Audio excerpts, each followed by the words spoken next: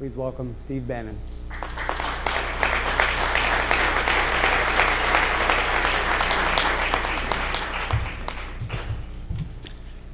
By the way, there's one correction. I'm not my daughter is a graduate of West Point. I'm not a graduate of the Naval Academy. I'm a naval officer. Ah, there you go. A real naval officer, not a graduate of the Naval Academy. No, we had good news. All you Naval Academy grads out there, don't. We got very good news today. My daughter is a graduate of West Point, and she's a member of the 326 combat engineers of the 101st Airborne, and they got their orders. Yeah. Well, no, that's the generation that we've got coming up. These are great kids. She actually got her orders home today, so she'll be back in Fort Campbell by Thanksgiving. So it's a day of celebration in our family. Yeah, they're great kids, and I'll get to that in a second about what we've done to them, that generation. September 18th, 2008, at 11 o'clock in the morning, the Republican appointed chairman of the Federal Reserve and the Republican Secretary of the Treasury, a guy I used to work for at Goldman Sachs, Hank Paulson, went to the White House to see the president, a Republican, I might add, and told him because of the mishandling of the bankruptcy of Lehman Brothers a few days before, over the weekend on September 15th, where they didn't really calculate because it's quite complicated. They didn't realize that Lehman Brothers was the beating heart of the world's commercial paper market, and that the entire world and the commercial paper market is what funds the working capital of all the large corporations in the world, that the world's financial system had basically frozen. And on Wednesday, for all you guys that have money market accounts, the Prime Reserve Fund broke a buck for the first time. In other words, if you wrote a check for $1,000, you're going to get $900 back. The Fed had pumped $500 billion of liquidity in 24 hours into the system. And by the way, we know all this now because of Representative Kanjorski, who told it on C-SPAN, and because of testimony in front of Congress. They did the spreadsheets and ran the numbers. They went and told the president that they needed an immediate $1 trillion of liquidity into the system, or that the American financial system would freeze up and basically implode in 72 hours, that the world's financial system would implode in about 3 weeks, and that they could not guarantee any social and political chaos within a month. So President Bush sent him up to Capitol Hill. He didn't attend the meeting. He sent him up to Pelosi and Kanjorski and all these guys, and that's where they came up with TARP. Actually, Secretary Paulson went up with a 3-page memo, if you remember. It was a bill. They needed $1 trillion that night. And the question gets to be, when you looked at the fiasco, and we'll go through some numbers in a second, how did a situation that, and we had some pretty sizable enemies in the 20th century, Hitler, Mussolini, the military junta in Japan, the Kaiser, Lenin, Mao, Stalin, you go on and on and on. These guys couldn't even envision what we had done to ourselves, much less execute it. They actually told the president, unless you give us $1 trillion immediately, and now we know from Bloomberg it was about $5 trillion of liquidity they needed into the system, of which, by the way, we've never really had an accounting, right? We don't have an accounting today of what really went on, of what liquidity got put into the system. This crisis is of such a magnitude. It's unprecedented in our country's history and unprecedented in the world's history. Let me just walk you through some math. Depending on the assumptions you make, Medicare, Social Security, Medicaid, and I realize people say, oh, they're contingent liabilities, but they're pretty locked in unless you uncontingent them. The liabilities of those three are anywhere from $60 to $100 trillion. At state level, the state governments today are about $3 trillion underwater. Municipal governments, you see in Harrisburg, the capital of Pennsylvania, I think just got taken over yesterday. Municipal governments, I think, are something like $2 trillion underwater. Municipal employee pension funds are $2 trillion. Corporate pension funds are $1 trillion. The biggest problem we have, which never gets talked about at any debate, has not been brought up one time, the trade deficit, which every quarter, all the goods we buy from China and all the foreign oil we buy, it's $7 trillion. It's the beating heart of our problem. Not one question in 8 debates has been asked about it.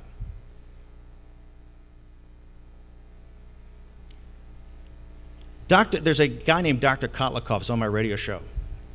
In the Reagan administration, Harvard-trained PhD, head of Boston University's economics department, very low-key guy. They call him the $200 trillion man. He will walk you through a set of mathematics that shows you the liability side of the balance sheet's about $200 trillion. And his math is not that far off when you look at the assumptions. The total assets in our country, let's talk about a balance sheet and an income statement so you can see the scale of the problem we got. All the assets combined, I think, in our country, all the stocks, NASDAQ, New York Stock Exchange, privately held companies, LLCs, all of your companies, okay? All the cash, all the gold, all the real estate adds up to about $50 to $60 trillion in assets. And we have $200 trillion, and some of those are contingent liabilities. But we are upside down.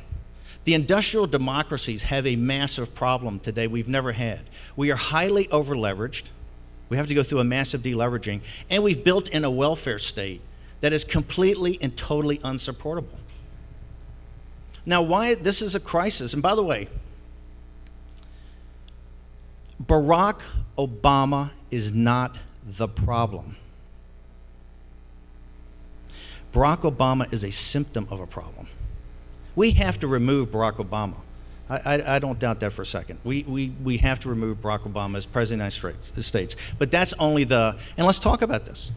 We had this the reason you're here today on a Tuesday night, listening to some really great guys who are sacrificing their lives and you guys to come to support in one of these new organizations, when you could be doing anything else, and you're the kind of the thin blue line of what's going to save us. Because I go around and talk to groups. Last night I was in Torrance. It's 100 people. It's always the same 100 guys, men and women, throughout the country every time I go.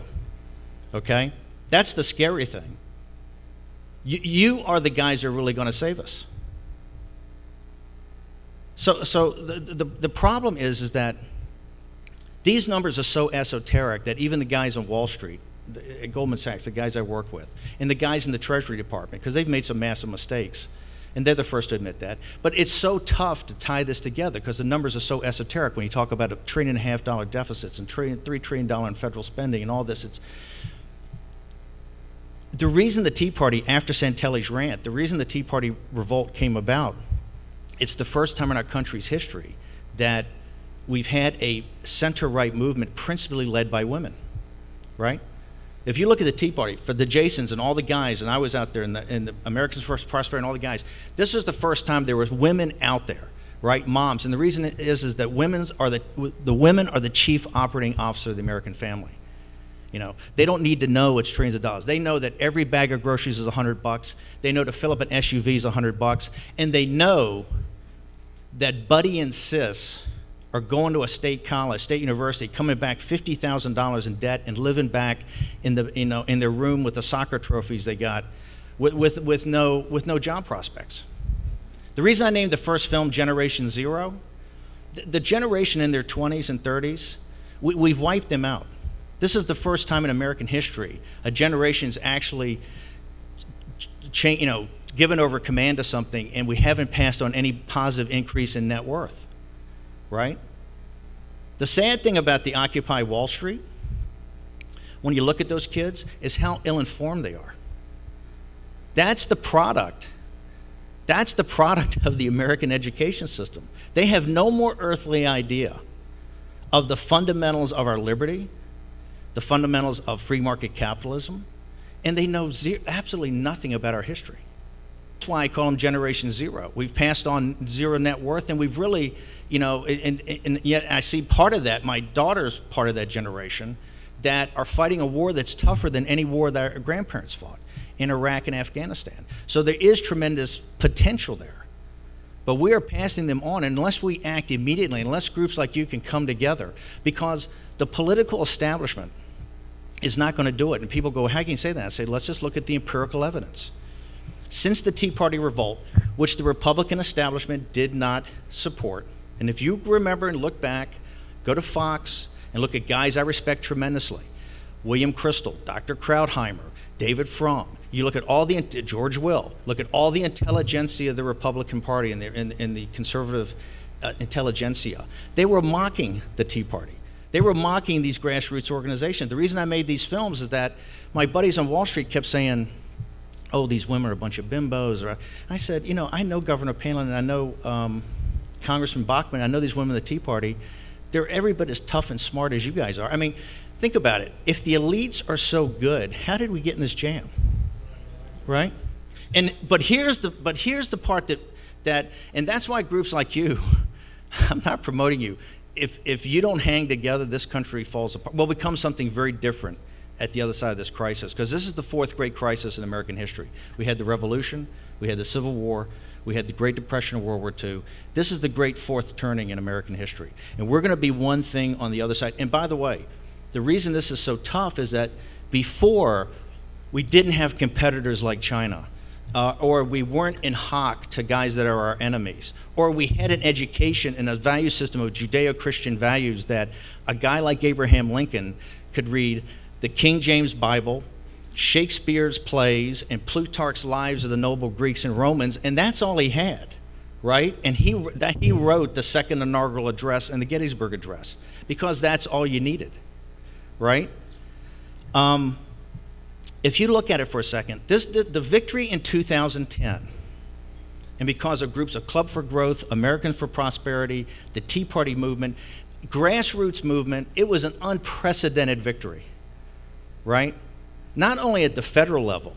If you go down and look at the state level, if you look at, we eviscerated the Democratic Party in the South and in the Midwest, in state legislatures and governorships. It was a massive victory. We got virtually no credit for that, right? The mainstream media and even the Republican apparatus. Remember, the Republican Party came out with a marketing document 60 days before that that said we're going to cut $100 billion, the pledge to America, right? Okay.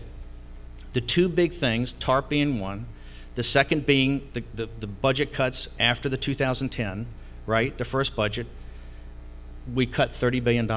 And by the way, the Tea Party Patriots, if you go to Jenny Beth Martin and Mark Meckler's site, they say we actually increased by $3 billion. But it was a $30 billion cut, not a $100 billion cut, because of all kind of, we're prorated, we're in the year. The second was the debt debate. The federal spending, which is every bit as bad as the deficit. It's the scale of federal spending, because it sucks dollars out from everywhere else. Federal spending, I think, is $3.5 trillion, $3.75 trillion for the next 2 years, roughly. It adds up to $7.5 trillion in 2 years. In the debt debate we just had, we cut $60 billion. $20 billion one year and $40 billion the next. Those numbers are irrelevant, right? Because the system lacks the political courage to actually take it on. The hardest, nastiest days, if you look at Europe, just look what's happening. Look what happened in House of Commons yesterday when some conservatives stood up and said, we've had it with Europe. We want out. We want out of this whole mess. And they turned on each other. I said this on Hannity back in February 2010 when he had me. They had a special for Generation Zero, the first time outside the Passion of the Christ they'd ever taken an hour for one movie. And I said, all the easy choices aren't back of us. All the easy decisions were years ago. Everything from here on in is going to be hard and nasty and ugly, and you're going to be called every name in the book. You're going to be vilified. And we did cross a line this past week on the Occupy Wall Street. Only, I believe, in the Revolution were there any marches on Tories' houses. When they left and they marched on Rupert Murdoch's house and Jamie Dimon's house and Mr. Koch's house, and there was one other, 4 houses they actually marched on. That shows you the types of things that are going to happen. Cutting this budget, why is the budget not cut? Budget's not cut because it's not easy to cut. Everybody's going to have to take a hit here. And if we draw a line, and it has to be a tough line, that no more taxes, no more tax increases. You're just exacerbating a problem. You're going to see this election. Newt Gingrich said on my show the other night, he thinks it's the most important since 1860. I think this election is going to be the nastiest, ugliest, in the history of this country. It's going to be Americans for Prosperity. I end the film, The Undefeated. By the way, the film's not about Sarah Palin. It is Sarah Palin's story. But the reason I wanted to do it is that she is Walmart Nation. When the movie starts off, she's working on a commercial fishing boat in 1988 with her husband. They own a small commercial fishing boat. And she's not part of the cultural, political, economic, or social elite in the Matsu Valley, which is out of the loop in a state that's out of the loop, right? She is so obscure. She's more obscure than anybody in America today when she starts off. And 20 years later, she's risen by being constant on a handful of principles. But the undefeated is the values of the Tea Party. It's the values. I've been around this country now for 3 years, showing these films and talking to these Tea Party groups. And these are the people that are, as Rick Santelli so brilliantly observed, they're those who carry the water, not those who drink the water. They're the ones that hold our social organizations together, build our cities, run our little leagues, fight our wars, right? It's the backbone of this country. And they're enraged, and here's why they're enraged. They understand we have a system now that has socialism, as you pointed out so eloquently. We have socialism for the very poor, right? A system that $1 trillion a year in welfare state benefits with no taxes, right? And 60% of the country getting that. And we have socialism for the very wealthy, right? The anger of the Tea Party is not racism. They're not homophobes. They're not nativist. What they are is common sense, practical, middle-class people that understand that they're paying for their own and their children's destruction, right? And that's the rage. You know, the bonus pool this year, the bonus pool on Wall Street of all the financial firms in 2007, the year before, in 2006 and 2007, the 2 years were all the transactions that imploded in 2008. The bonus pool is going to be about the same this year, right? You know, TARP, when you said TARP, if our business, if your business or your business had gotten in trouble in Goldman Sachs, where I was trained, had come in and given you a financing, trust me, you would have been wiped out and you would have been fired, right? They weren't. All their stock is worth a ton of money because they weren't. We basically gave them free money and bailed them out. There's no recession in the Hamptons. There's no recession in Georgetown. The other day, the Washington Post reports 5 of the 7 wealthiest counties in the country are the suburbs of Washington, D.C. The per capita income in Washington, D.C., for the first time in history, is greater than Silicon Valley. That is not a random event. What Sarah Palin, the reason I wanted to make the movie, Sarah Palin went up against the political class in Alaska and big oil. Because it wasn't that it was corrupt. There's always going to be corruption. There's always going to be bad guys taking money. That's human nature. Read Plutarch. That happened back in Greece and Rome. We have something much worse. A compromised political class. Crony capitalism and a permanent political class, right?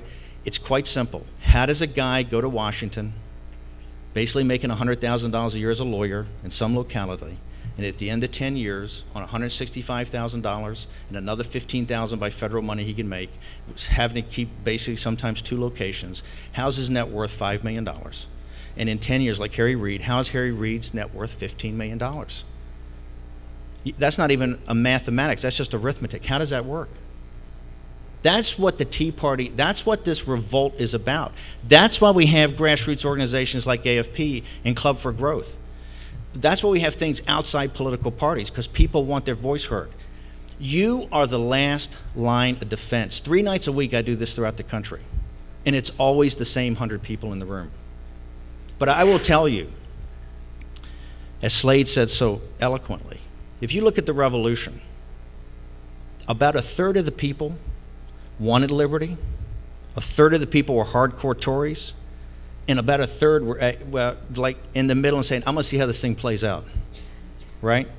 Our country today is about the same thing. We're a center-right nation of probably 70-30 center-right, but there's only a small core that's prepared to take their Tuesday night and not just write a check, but actually throw your being, like Jason and the team have, in trying to change this, right? And that's what's going to save it. 100 years from now when they look back, If we come out of this crisis and we're still the country that Senator Rubio talked about of American exceptionalism based upon Judeo-Christian values, right? Believing in freedom and being the greatest country in the world in the torch of freedom, if we're that country and it's going to take us 20 years to get through this, right? It's going to be because of guys like you. And if you quit, we are done, right? We're going to be something very different on the other side. I mean, you can already see in President Obama, you can already see what that's going to be, right? Because that's just a harbinger. The Occupy Wall Street, I tell guys, don't dismiss these kids, listen to them. Because it's a shot in the heart of what they believe. And that is off the education system that's taken more money than any education system in the history of the world. Listen to what they believe. That's the future. If you guys don't stand tall. So I want to conclude tonight in saying that I'm actually energized. And you know why? Think about it. I know all you guys do this. You've all read history books since you were kids. And you all think, hey, if I was there during the Civil War, you know, I'd be right in the middle of it. Or if I was in the revolution, I would be right there, right? Or in World War II or the Great Depression, all that stuff the guys had the Great Depression or World War II, I would be there. I'd be in Normandy. I'd do all that. We have that opportunity today, right? They're going to look back at these 10 years, 15 years, and it's going to take us that long. And we're going to have, by the way, we're going to have defeats. There's going to be days when it looks, that's why I want you guys to see the movie, the Generation Zero, because the guy at the end of it tells you, kind of gives a broad perspective. There are going to be days that's going to look so gray and so overcast and like we've lost, like the day Obama won. We're going to have more days like that. But if we hold together and we see it in exactly what you said, there's so many people that believe in what we believe. And understand when you start talking to them and engaging them that we're not cloven hoof devils. We're not nativist, homophobic, racist, right? But they understand that we believe in what made this country great, and they believe it too. But they're inundated with a mass media and an education system that's really stolen that from them. And for every Drudge or Andrew Breitbart or these little things you have, for every AFP and for every Club for Growth and for every one of these organizations, you've got this overwhelming apparatus and apathy of the middle and apparatus on the left. But we can do it, and I've seen it, and we've seen it in 2010. That victory was humongous. And I realize some people are upset that Governor Palin's not running, or they're searching for the man on the white horse, and one day it's Governor Perry, and one day it's Herman Cain, everything like that. It's not about any one individual. It's about teams. It's about doing this. It's about next year when we have this, on the first annual shareholders meeting, we have 500 people in this room, and half of them are under the age of 40. It's ideas, and it's taking those ideas in action. And trust me, you guys are on the right path. This is not a waste of your time, because if you don't do it, it's not going to get done. And if it doesn't get done, we're going to lose this country, and we're going to be looked at. Listen, this is the last thing I want to leave you with. Only one I think there's been 14 generations in this country's history. Only one generation is looked down as not having fulfilled the Burkean Compact, which is we owe as much to the people who came before us as the people before us. We're an agent in time, right? And we have a sacred duty to withhold traditions of the past, our best traditions, and pass them on to the future. Only one generation in our history didn't do that. That was the generation of leadership before the Civil War. Civil War could have been averted. It wasn't, because of a failure of leadership.